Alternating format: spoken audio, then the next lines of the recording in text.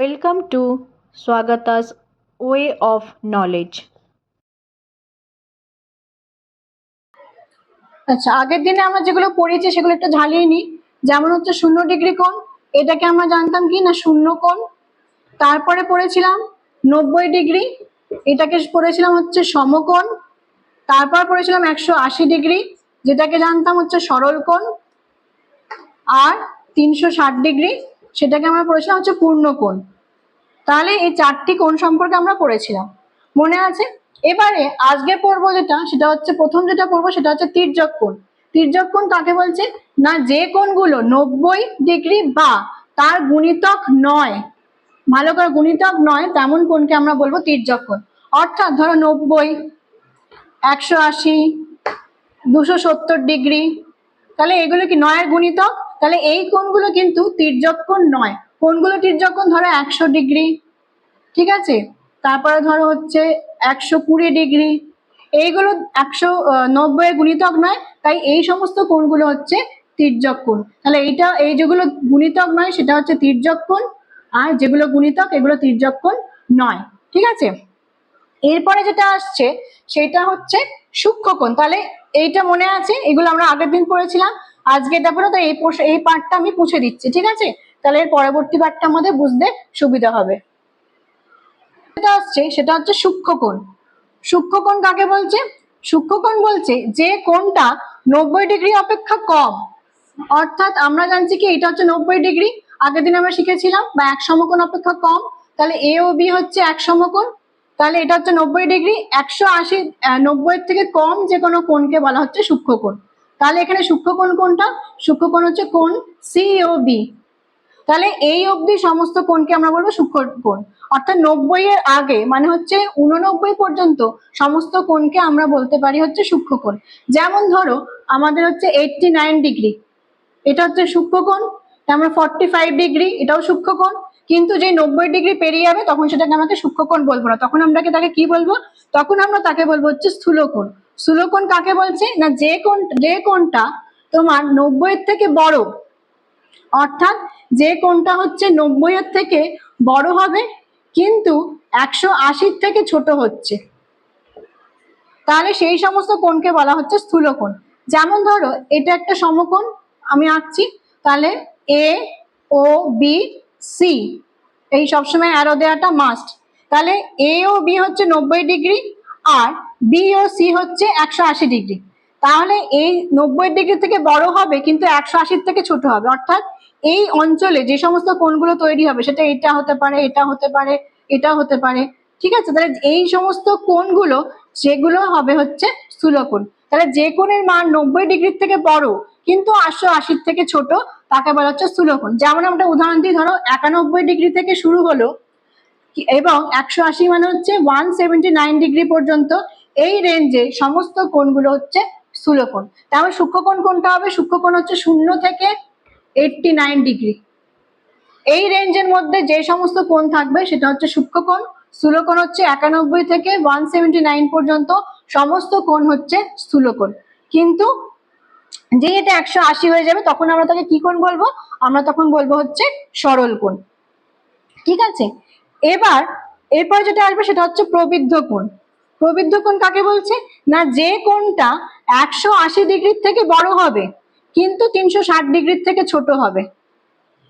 তাহলে আমাদের যদি আবার আমরা একটা আঁকি, তাহলে হচ্ছে এ ও, আমি আগে রেখাগুলো অবশ্যই তীর চিহ্ন দেব, বি সি ডি। তাহলে 180 কোণটা এ ও সি হচ্ছে 180°, আর 360° কোণটা এই যে পুরো কোণটা এটা হচ্ছে 360°। তাহলে 180-র থেকে বড় হবে, অর্থাৎ এইখান থেকে এই অবধি যে সমস্ত কোণগুলো এইখান থেকে এই অবধি থাকবে সেই কোণগুলোকে বলা হচ্ছে প্রবৃদ্ধ কোণ। মানে এই নিচের অঞ্চলে যে সমস্ত কোণগুলো আঁকা হবে সেগুলো হচ্ছে প্রবৃদ্ধ কোণ। অর্থাৎ আমরা কি বলতে পারি, 181° থেকে 359° এই পর্যন্ত সমস্ত কোণগুলোকে আমরা কি বলবো না প্রবৃদ্ধ কোণ। তাহলে সূক্ষ্ম কোণ কাকে বলছে না যে কোণ 90°-র থেকে 0°-র থেকে বেশি কিন্তু 90-এর থেকে কম তাকে বলা হচ্ছে সূক্ষ্ম কোণ, অর্থাৎ 0 থেকে 89 বা 1 থেকে বলতে পারি, ঠিক আছে। আমরা 0টাকে আমরা 0° বলছি। স্থূল কোণ কাকে বলছে না যখন 90 হচ্ছে সমকোণ তাহলে 91 থেকে 179 অর্থাৎ সমকোণের থেকে বড় হবে কিন্তু সরল কোণের থেকে ছোট হবে, সেই কোণকে বলা হচ্ছে স্থূলকোণ। আর প্রবৃদ্ধ কোণ কাকে বলছে না দুই সমকোণ অপেক্ষা বড়। দুই সমকোণ হচ্ছে 180 কে বলা হচ্ছে সরল কোণ বা দুই সমকোণ। কেন দুই সমকোণ না 180 আমরা কি করে পাই 90 গুণিতক 2, তাহলে দুটো সমকোণকে গুণ করলে আমরা 180 পাচ্ছি, তাই জন্য একে বলা হচ্ছে দুই সমকোণ। আর চার সমকোণ 360 কে কেন চার সমকোণ বলছে না আমরা যদি 90 কে 4 দিয়ে গুণ করি তাহলে আমরা 360 পাচ্ছি, তাহলে এক সমকোণকে যদি 4 দিয়ে গুণ করলে 360 পাই, তাই এটা চার সমকোণ বলছে। তাহলে দুই সমকোণের থেকে বেশি কিন্তু চার সমকোণের থেকে কম এমন কোণকে আমরা কি কোণ বলবো না প্রবৃদ্ধ কোণ। তাহলে 181 থেকে 359 এই অবধি যত কোণ আছে সেই সমস্ত কোণকে আমরা বলবো হচ্ছে প্রবৃদ্ধ কোণ। এবার আসবো কতগুলো এরম কোণ, কি কি কোণ না পূরক কোণ, সম্পূরক কোণ আর 3 নম্বর হচ্ছে পরিপূরক কোণ। এটা এই ধরনের কোণগুলো কি কোণগুলো হচ্ছে যখন পূরক কোণ কাকে বলছে না দুটি কোণের সমষ্টি, যদি দুটি কোণের সমষ্টি কত হবে না দুটি কোণের সমষ্টি যদি এক সমকোণ হয়, এক সমকোণ মানে হচ্ছে 90 ডিগ্রি, যখন দুটি কোণের সমষ্টি এক সমকোণ হচ্ছে তখন তাকে আমরা বলছি পূরক কোণ। যেমন ধরো কত হচ্ছে 40 ডিগ্রি আর 50 ডিগ্রি, তাহলে এই দুটো যোগ করলে কত হবে 90 ডিগ্রি। তাহলে এই দুটো কোণকে একে অপরের পূরক কোণ বলে, একে অপরের পূরক কোণ বলে। যখন দুটি কোণের সমষ্টি এক সমকোণ হয় তখন একে অপরের পূরক কোণ বলে। সম্পূরক কোণ কাকে বলে না দুটি কোণ হবে, এই দুটি কোণের সমষ্টি কত হবে বলতে পারবে কেউ? দুটি কোণের সমষ্টি হচ্ছে দুই সমকোণ। তাহলে প্রথমটা ছিল এক সমকোণ, এটা হচ্ছে দুই সমকোণ। দুই সমকোণ মানে কত? দুই সমকোণ মানে হচ্ছে 180 ডিগ্রি। তাহলে ধরো একটা হচ্ছে 130 ডিগ্রি হলো আর একটা হচ্ছে 50 ডিগ্রি হলো, তাহলে দুটো মিলিয়ে কত হচ্ছে 180 ডিগ্রি। তাহলে দুটি কোণের সমষ্টি যদি দুই সমকোণ হয় তখন তার একে অপরকে বলা হচ্ছে সম্পূরক কোণ। আর পরিপূরক কোণ দুটো থেকে কি তোমরা তৃতীয়টা আন্দাজ করতে পারছো? দুটি কোণের সমষ্টি কত হতে পারে না দুটো কোণের সমষ্টি যখন চার সমকোণ হচ্ছে, চার সমকোণ মানে হচ্ছে 360 ডিগ্রি। 360 মানে হচ্ছে ধরো সেটা 130 হচ্ছে আর তার সঙ্গে 230 করছি, তাহলে 260 360 হচ্ছে। তাহলে যখন দুটি কোণের সমষ্টি চার সমকোণ হচ্ছে তখন একে অপরকে কি বলা হচ্ছে একে অপরের পরিপূরক কোণ বলা হচ্ছে। তাহলে পূরক কোণ কি না দুটি কোণের সমষ্টি যদি এক সমকোণ হচ্ছে, দুটি কোণের সমষ্টি দুই সমকোণ হলে তাকে সম্পূরক কোণ বলে, আর দুটি কোণের সমষ্টি চার সমকোণ হলে একে অপরের পরিপূরক কোণ বলা হয় থাকে। সন্নিহিত কোণ, তোমাদের বলি যে সন্নিহিত কথার মানে তোমরা জানো? সন্নিহিত কথার মানে হচ্ছে পাশাপাশি, অর্থাৎ পাশাপাশি যখনই থাকে তখন নিশ্চয় দুটো জিনিসের কথা বলা হচ্ছে। তাহলে দুটি কোণের যদি একটি সাধারণ শীর্ষবিন্দু থাকে এবং একটি সাধারণ বাহু থাকে এবং সাধারণ বাহু দুটো বিপরীত পার্শ্বে কোণ দুটো যদি উৎপন্ন হয় তখন সেই কোণটাকে বলা হচ্ছে সন্নিহিত কোণ।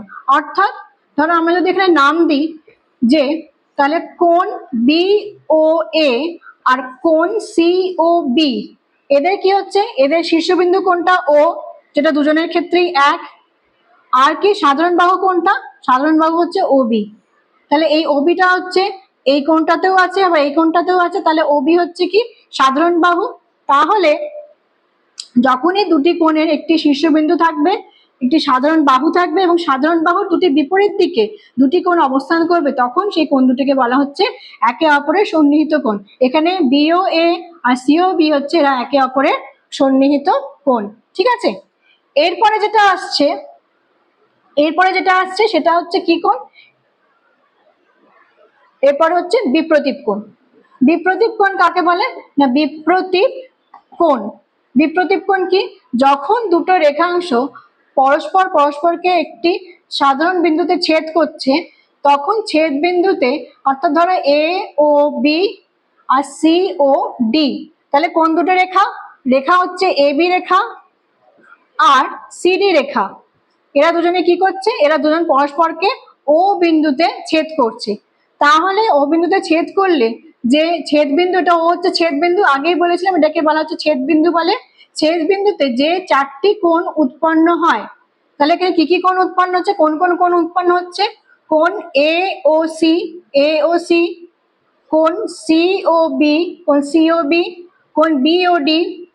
কোণ BOD আর কি কোণ ডি ও এ, কোণ ডি ও এ, এই চারটি কোণ উৎপন্ন হচ্ছে। এই চারটি কোণের মধ্যে বিপরীত জোড়া কোণগুলো, অর্থাৎ এই কোণটা হচ্ছে এই কোণটার বিপরীত, আর এই কোণটা হচ্ছে এই কোণটার বিপরীত। তাহলে কোণ এ ও ডি আর কোণ সি ও বি এরা হচ্ছে একে অপরের বিপরীত কোণ, অর্থাৎ এই কোণটা আর এই কোণটা এরা দুজন হচ্ছে পরস্পর বিপরীত কোণ। আর দেখি তোমরা বলতে পারো কিনা যে কোণ এ ও সি এটা যদি একটা কোণ হয়, এর বিপরীত কোণ কোনটা? এইটা। তাহলে হচ্ছে কোণ বি ও ডি। তাহলে এরা পরস্পর বিপরীত কোণগুলোকে একে অপরের বিপরীত কোণ বলে। অর্থাৎ এইটার বিপরীত কোণ হচ্ছে এইটা, আর এইটার বিপরীত কোণ হচ্ছে এইটা, অর্থাৎ এইটার বিপরীত কোণ হচ্ছে এইটা, ঠিক আছে? আর এইটার বিপরীত কোণ হচ্ছে কোনটা? না এইটা। ঠিক আছে, বোঝা গেল? তাহলে এটা হচ্ছে বিপরীত কোণ। আসছে সেটা হচ্ছে অনুরূপ কোণ। কি কোণ? না অনুরূপ কোণ। অনুরূপ কথার মানে হচ্ছে, অনুরূপ মানে হচ্ছে একই ধরনের কোণ। এটাকে অনুরূপ কোণটা কি ধরনের কোণ? না ধর দুটো সমান্তরাল সরলরেখা, এটা একটা সরলরেখা, এটা একটা সরলরেখা, এই দুটো সমান্তরাল সরলরেখা। সমান্তরাল সরলরেখা কাকে বলে?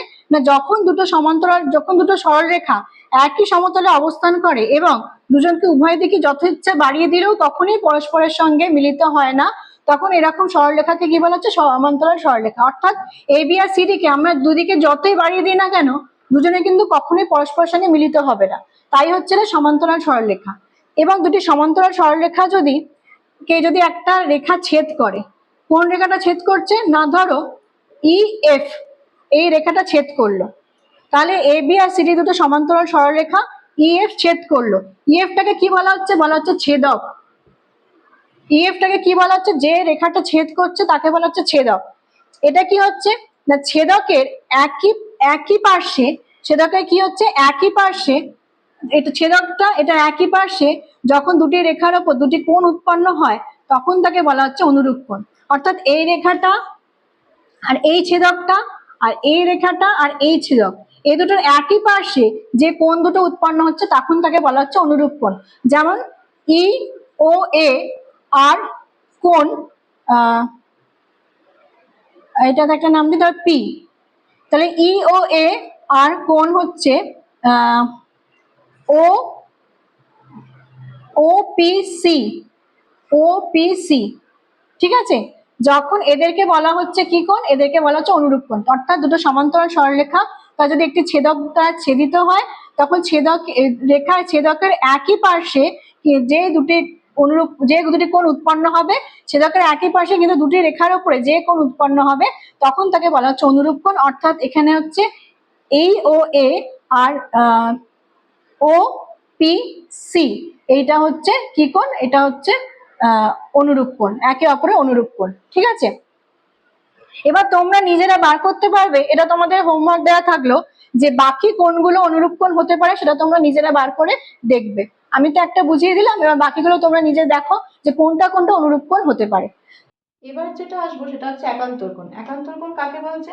না দুটো সমান্তরাল সরলরেখা, যেটাকে আমরা এ বি আর সিডি বলছি, এবং যার একটি ভেদক দিয়ে বা ছেদক দিয়ে ছেদিত থাকবে, এটা হচ্ছে ধরো ই এফ। এবার কি বলছে? ছেদ করলে কি হবে? না ছেদক পরস্পর, এটা সমান্তরাল সরলরেখাটা একটা ছেদক, এই ছেদকে ছেদ করলে যে চার জোড়া কোণ সৃষ্টি হবে, দেখো 1 2 3 4 5 6 7 8, মানে 8টা, মানে মোট 4 জোড়া কোণ উৎপন্ন হচ্ছে।